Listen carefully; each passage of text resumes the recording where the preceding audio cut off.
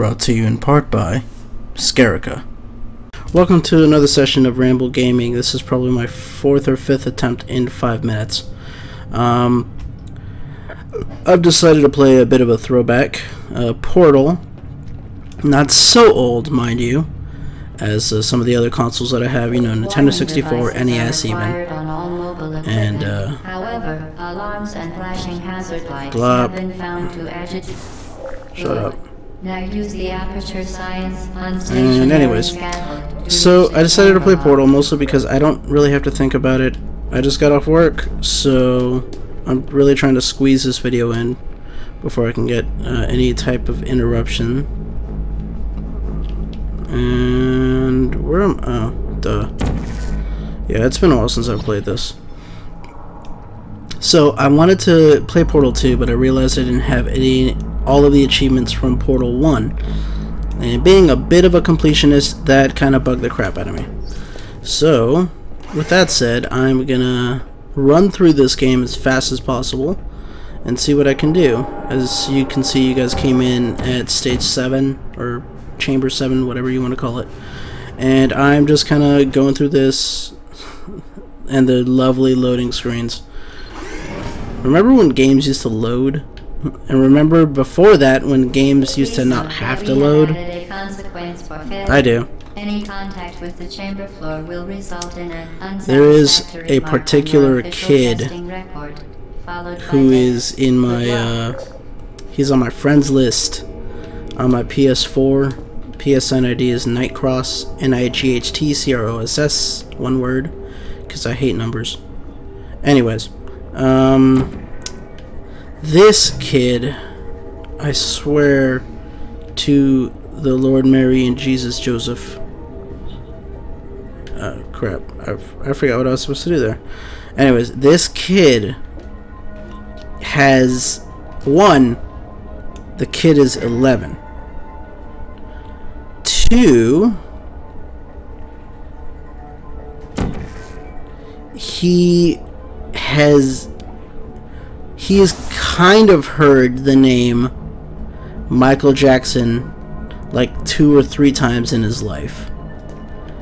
And on top of that ridiculousness, he has never heard of the Beatles. I have to, yeah, okay, no, I had to look straight into the camera to the seriousness of this.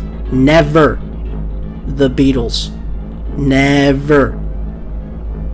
Paul McCartney, John Lennon, very impressive. Please note George that the Harrison, appearance of Ringo danger is Starr. merely a device Never. to enhance your testing experience.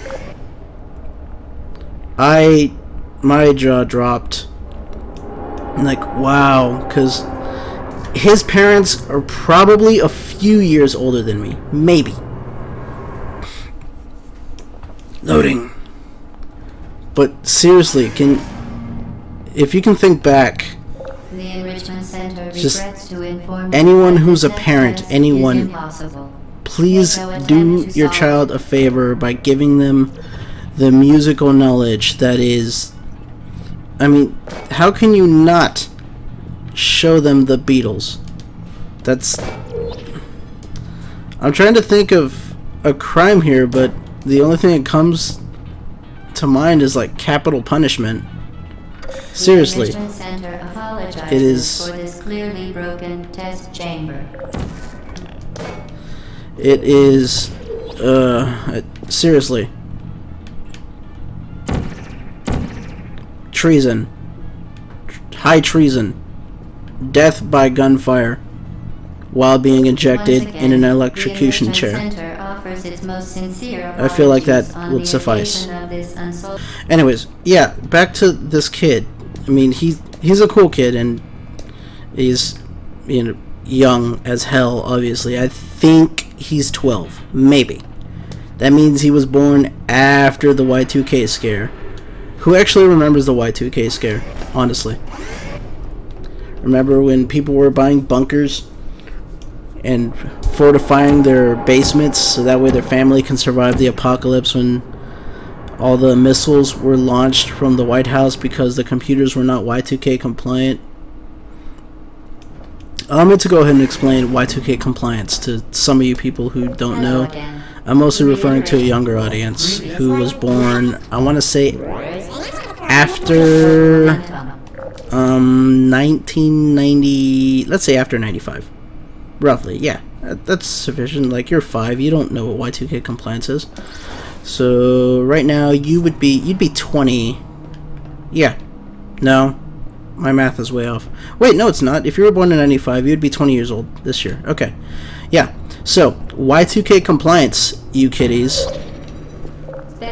Wasn't even trying to do that, but alright. So, Y2K compliance. Back in the day, computers were made, blah blah blah, and a lot of computers in the early 90s, late 80s, mid 80s, blah blah blah, were the way they would put like the time, the date, and the year is basically, you know, like the way you would write it shorthand, 1-digit, 2-digit day, 2-digit month, 2-digit year. Well, the Y2K theory was that when the year 2000 was to come about, you dick. When the year 2000 came, it was going to reset the clock to the year 00 when the clock reached 2000. So, when that happened, the theory was that because the clock would be reset, everything would launch, and all that computers in the White House, because they were supposedly not Y2K compliant, but I think Y2K compliant computers started coming out like 96, 97, I think. Anyways, the White House computers would basically, the clock would reset to 0 midnight of the year 00, causing all the missiles to launch because of some kind of an internal clock bug, and basically starting like the next world war. Y2K compliance. Ah, you whore. Anyways, so yeah, Y2K compliance was a thing, and that alone is just wow. Man, I feel old. I know Y2K. Speaking of feeling old and things that are dated, who remembers when the Spice Girls were popular? What else? What other dated idea will make you feel old? Anyone that remembers playing Pokemon, like the original Pokemon, in freaking middle school? Actually, I think I was in elementary school when Pokemon Red and Blue came out. And then so many years went by, and then Pokemon Yellow came out afterwards. And then, you know, they started releasing the next generation, 2nd, 3rd, 4th, the 5th. I think they're on generation 7 now, maybe? Or 6? I don't remember. I stopped keeping up with Pokemon a long time ago because it was a hassle to think of, like, okay, Pokemon after 151. 151 was a good fit for me. And maybe the next gen after that, but then it just got ridiculous. I cannot keep up with all of that garbage. It's way too complicated for a simple townsfolk like myself. So, with that said, I just, like, nah, I couldn't keep up with Pokemon anymore. It became too taxing. At this point, I forgot to hit the mother button. I became old. It became taxing. I semi-recently got, I think, what was it? Alpha Sapphire.